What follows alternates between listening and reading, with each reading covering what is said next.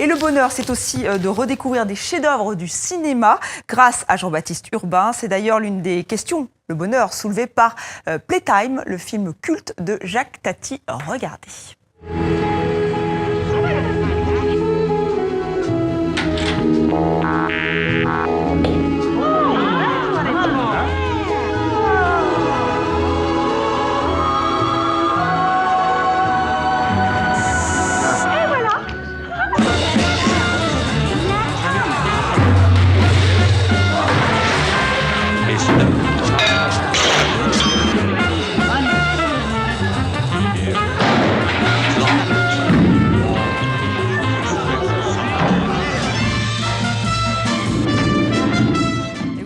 Du monde moderne. Bonjour Jean-Baptiste. Bonjour Estelle, bonjour à tous. Alors Playtime de Jacques Tati ressort en salle cette semaine en France, une version restaurée.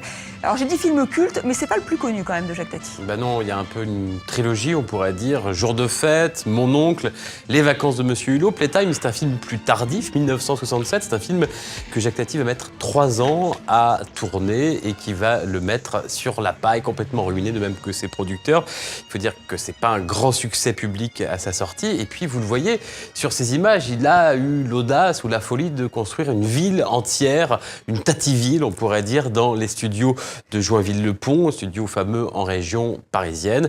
Alors, de quoi ça parle en quelques mots? Vous l'avez un peu dit, on retrouve Monsieur Hulot, ce personnage dégingandé et puis un peu vieilli, qui est un peu perdu dans cette ville moderne. C'est un peu, on pourrait dire, l'homme face au changement du monde. Il ressort donc en version ultra haute définition, comme on dit en tout cas en France, débarrassé des scories du temps, pour l'image et pour le son. Et puis si c'était un film mal aimé à l'époque, maintenant c'est souvent considéré comme un chef-d'œuvre du cinéma, et notamment pour un autre grand réalisateur, un certain David Lynch. Oui, alors réalisateur culte lui aussi. Alors un autre chef-d'œuvre de l'histoire du cinéma français ressort en salle en version restaurée, chef-d'œuvre des années 1950. Oui, prenez Estelle, un grand cinéaste, une toute petite actrice d'à peine 5 ans, avec un visage d'ange et une musique qui a fait souffrir des générations et des générations d'apprentis guitaristes. Oui. Ça donne ça, écoutez. Vous avez reconnu. Bien sûr, Jeux interdits, on n'en peut plus. Mais il n'y a pas que la musique, il y a ce film extraordinaire, le film qui s'appelle Jeux interdits. Au départ, ça devait être un court-métrage.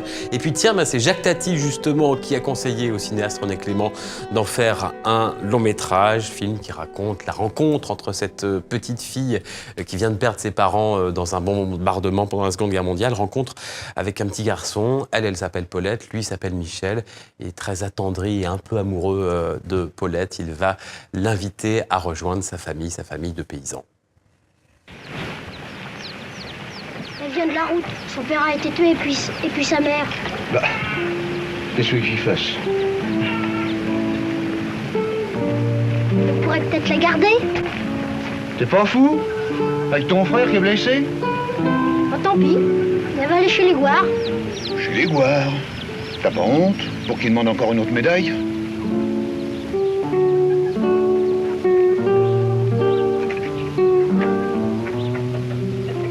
Allez, viens. Tu vas nous raconter ça.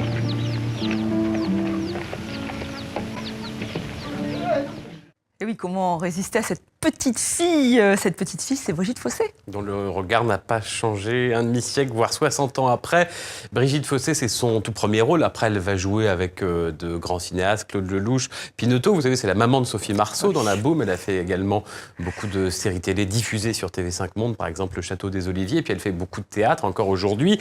Mais plus de 60 ans après, c'est vrai, ce morceau de son enfance, il lui reste dans la tête, presque comme si c'était hier. C'est ce qu'elle nous a confié. Je me souviens de la mise en scène de René Clément, de ce qu'il me disait, comment il fallait placer mon regard. Je me souviens quand je rentrais, par exemple, dans la scène du petit déjeuner avec Georges Poujoli, j'avais tendance à regarder n'importe où. Il me disait non, il faut d'abord que tu regardes la dame, ensuite tu regardes le monsieur. Parce que je ne comprenais pas très bien pourquoi il fallait maîtriser un regard. C'était ce qui avait de plus difficile pour moi en tant qu'enfant.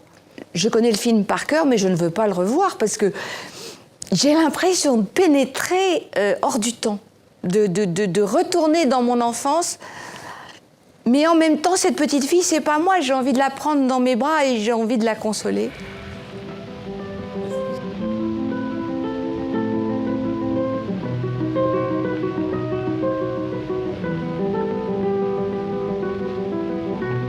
Pourquoi tu cries? T'as peur? Non. Alors faut pas crier comme ça. Je crie pas.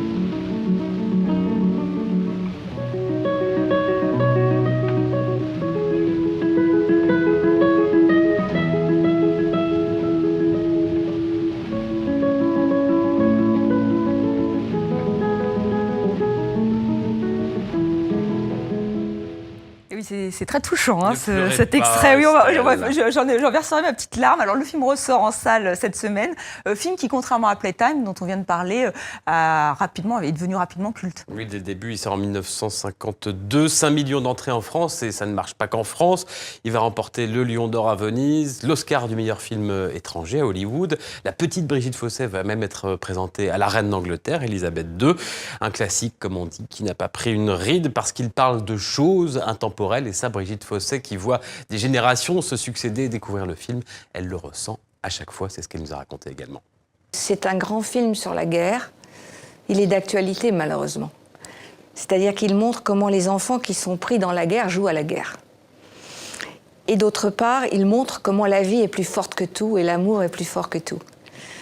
Donc c'est à la fois quelque chose de très cruel et en même temps quelque chose de très beau.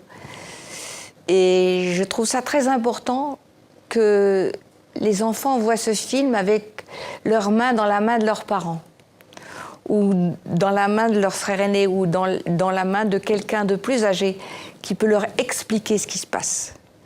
Parce que c'est un film quand même difficile à comprendre pour ceux qui n'ont pas connu la guerre. Tu fais? Je t'attends. T'as fini d'embrasser tout le monde? Tu veux que je t'embrasse? T'es pas gentille. Pourquoi? Ce que tu m'as dit pour la croix du curé. Bah, tu me l'as pas donné. J'ai essayé, j'ai reçu des tartes. Ici, les tartes. Embrasse-moi dessus. Mieux que ça. J'ai dit au lit. Fini de se sucer la pomme. Je viens. Se sucer la pomme, ça fait longtemps qu'on n'a pas entendu cette expression. Donc, Jeu interdit ressort en version... 1952. Oui, c'est ça, ressort en version restaurée en salle mercredi en France. On va parler maintenant d'un festival qu'on a beaucoup couvert sur TV5 Monde et qu'on aime beaucoup. Donc, le festival de jazz de Montreux a refermé ses portes. Oui, ça y est, c'est fini, c'est fini. C'était avec M hier soir, Thomas Dutronc, mais aussi Fink. Vous connaissez Fink, Estelle, groupe de folk anglais, vient de sortir son 5e album. Et puis en marge de cette 48e édition, regardez ces images de l'hommage rendu à l'un des fondateurs de Montreux, le seul encore vivant, c'est René Langel, journaliste, écrivain, hommage rendu par le nouveau directeur du festival et sous la bénédiction à gauche. Vous le voyez, du parrain historique de Montreux, le compositeur, trompettiste, arrangeur, producteur, Quincy Jones. Merci Jean-Baptiste.